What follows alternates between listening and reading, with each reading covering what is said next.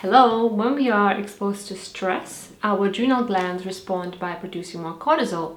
But of course, it can't go on forever. Sooner or later, cortisol levels will start falling, and that's where those serious adrenal fatigue symptoms really start to manifest. So in today's video, I'm going to talk about the 10 ways how you can increase low cortisol using supplements and lifestyle changes. And if you have no idea what adrenal fatigue is, what it looks like, and how to diagnose it, then watch part 1 of the adrenal health series. I talked about it there, and I'll try to link it somewhere here and also in the description box. So let's get started. The first way how you can increase low cortisol is by using something called Cortex, Adrenal Cortex. The best one seems to be the one from Thorne research, the really pure ingredients, and it just seems to be the most popular one in all the adrenal forums and groups on Facebook. So adrenal cortex is basically a part of the adrenal gland that contains cortisol. Now officially they say that all these supplements brands are supposed to remove cortisol, so they shouldn't really have any cortisol in them, but in reality, who knows? It seems that there is still some cortisol in it, and of course all the building blocks necessary to produce cortisol. So it's very good for rebuilding and strengthening your adrenal glands. Now some people also say that it's really good to take whole raw adrenals, but it's a complete different thing, because a whole adrenal gland contains cortisol, but also adrenaline and other stress hormones that somebody with adrenal fatigue generally really doesn't need. It's very likely that it's going to cause you more anxiety and palpitations, and is in most cases really not a good idea. So Cortex supplements are usually the safest and best option to try. The second way to increase low cortisol is by using licorice root. It's a remedy that's been known for thousands of years. It's very popular in the traditional Chinese medicine, also in Ayurveda. And it works not by increasing your production of cortisol, but by prolonging the amount of time that your body can use the same amount of cortisol that it already has. So it basically makes your cortisol go that extra mile for you, which is great. The only thing is that licorice can increase your blood pressure and it can lower your potassium levels. So definitely keep an eye on your levels and be safe. DGL licorice is not what you need. You need whole licorice root, whether loose for tea or licorice capsules or licorice tinctures.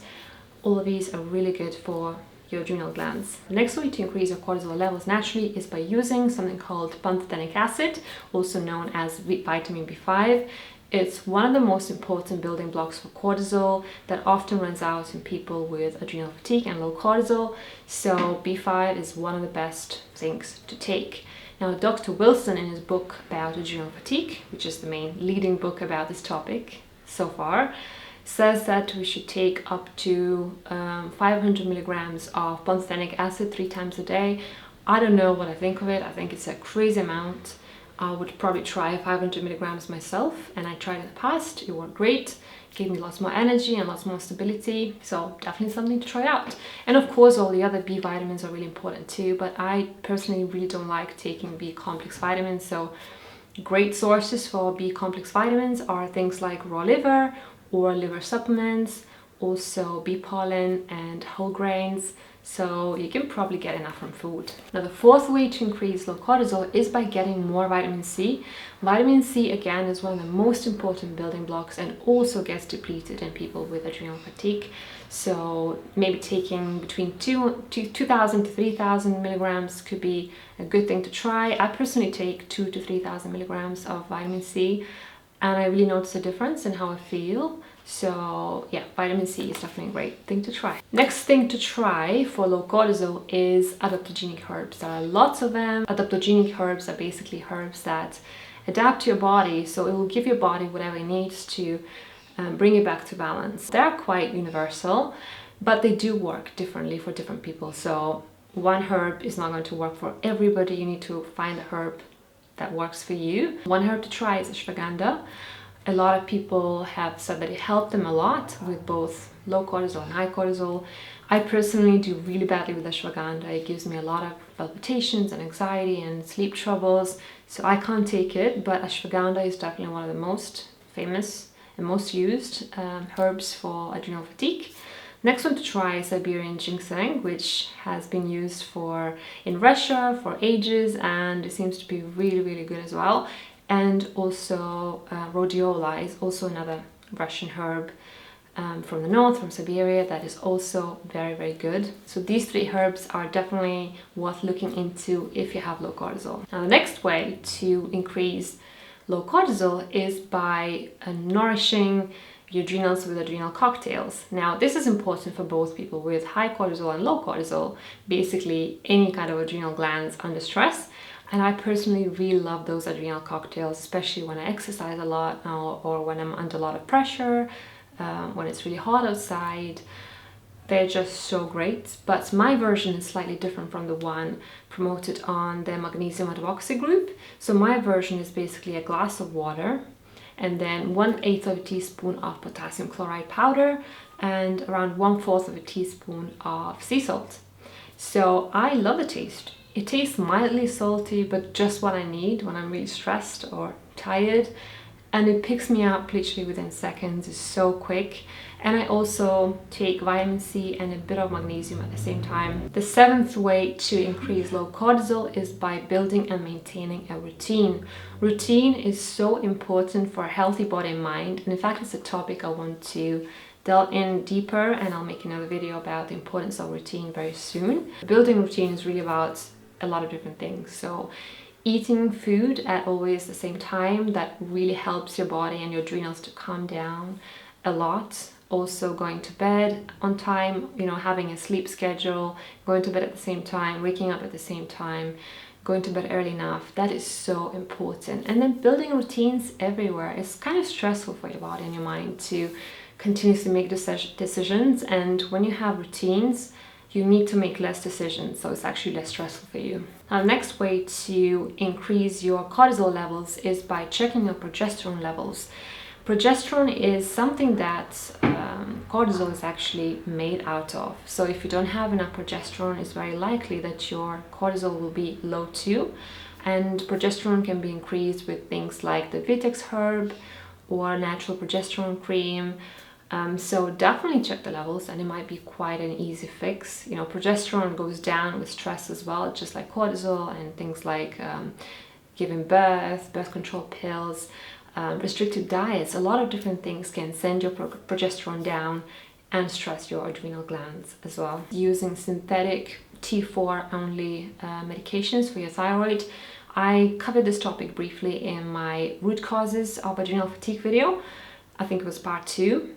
So it's so important to get both T3 and T4 if you are hypothyroid. If you're taking T4 only medications such as Synthroid, it's so worth talking to your doctor and ask if you could get a trial of natural desiccated thyroid, which is what contains both T4 and T3. Because taking T4 only medication for a prolonged time can actually and very often causes adrenal fatigue, or in other words, low cortisol. So definitely something to look into. And the 10th way to increase low cortisol is reducing stress levels. Now, reducing stress levels is such a generic term. There's so many things in it, but do meditation, go for walks in the nature, do yoga, do light exercising, don't over-exercise, don't do too much. If your adrenals are really fatigued, then maybe even just walking would be enough for you. Journal, pray, do breathing exercises, go on holiday, take some time off, switch off from technology on the weekends. Even eat that piece of cake sometimes if it's something that really relaxes you. Do whatever it takes to really beat that stress. And stress is not something we can avoid, as I always say in my videos, but we can learn how to deal with it better. And by eating cake sometimes, I'm not saying to eat sweets all the time. That's definitely going to cause even more stress for your body and your adrenal glands. It's so important to eat a healthy, balanced diet. But occasional treats can actually be really healthy for your mind. Also, get enough sleep, take naps if necessary, if you have the chance to do that. And finally, ditch caffeine, because caffeine is so detrimental to your adrenal health. And caffeine is not just coffee, it's also black tea, green tea, chocolate. Anything stimulating is really not something that you need right now. So these are the 10 ways how you can increase your cortisol naturally. But of course, I think it's important to mention that if you have really, really low adrenal cortisol levels, and it's called Addison's disease, then it's very, very serious, and you can't just do these natural tips and expect to be healthy. If you have Addison's disease, it's important to get diagnosed, it's important to see a doctor, and you'll need to be getting cortisol replacement, corticosteroids, and so on and so forth. So it's a very, very serious thing. It can be life-threatening if it's not treated. But if you just have adrenal fatigue, if it's not to the level of Addison's disease yet, then these 10 tips should really help you out. So really hope that you find this information interesting and really helpful. As always, if you know anybody who is struggling with adrenals, then maybe send this video to them and maybe you'll change somebody's life. And the next video in this adrenal health series is going to be about the best adaptogenic herbs for stress reduction, for dealing with stress. So if you are interested in that, definitely keep an eye out. Thanks so much for watching, and I'll see you in my next video.